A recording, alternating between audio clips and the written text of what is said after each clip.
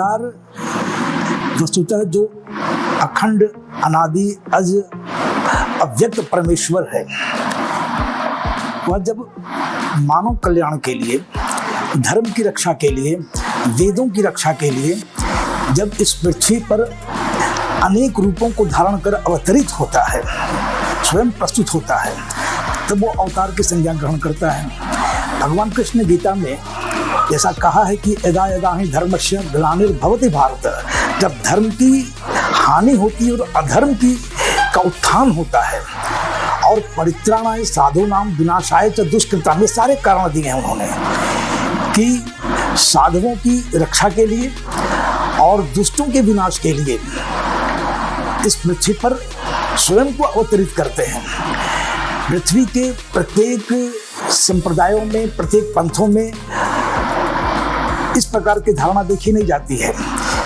कहीं पैगंबर की धारणा है, कहीं पुत्र के रूप में धारणा है, लेकिन परमेश्वर का अवतरण होता है भारतवर्ष की धरती पर। ये धरती इतनी पुण्यमयी धरती है कि इस पर परमेश्वर स्वयं अवतरित होना पसंद करते हैं, चाहते हैं। क्योंकि सबसे बड़ी बात यह है कि भारत का जो स्थान है, पूरे अगर पृथ्वी के ग्लोब को आप देखें, पृथ्वी के मानचित्र को देखें, तो जो हृदय का स्थान है वही भारत का स्थान है। तो हृदय अर्जुन तिष्ठति कहा है गीता में परमेश्वर ने भी, हे अर्जुन मैं हृदय प्रदेश में ही रहता हूँ। तो इस तरीके से ये देखा जाता है कि परमेश्वर स्वयं अवतरित होते हैं, है ना।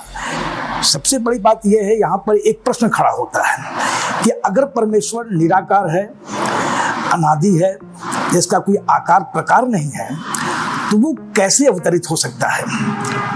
क्योंकि उसका कोई आकार प्रकार तो है नहीं। अगर अवतरित होता है तो क्या परमेश्वर अगर अवतरित हो ही गया तो बाकी क्या स्थान शून्य हो जाता है, परमेश्वर से शून्य हो जाता है?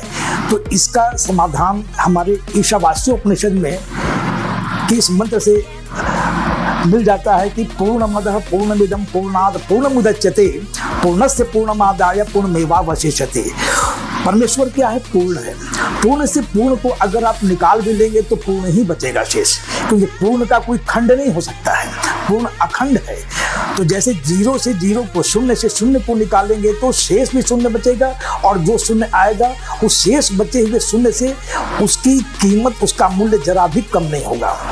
दोनों शून्य बराबर होते हैं। तो परमेश्वर अपने कितने भी रूपों में आ जाए, परमेश्वर के अस्तित्व में लेश मात्र भी अंतर नहीं आता है। तो परमेश्वर अपने स्थान पर पूर्ण वहां भी है, यहाँ जो आया है वही पूर्ण है। तो सूर्य का प्रतिबिंब अगर घड़े में पड़ता है तो घड़े में पड़ने वाला सूर्य का प्रतिबिंब भी सूर्य की तरह पूर्ण है, और सूर्य से अलग भी नहीं है वो। तो इस तरीके से सगुण और निर्गुण इन दोनों में कोई अंतर नहीं, दोनों एक ही हैं।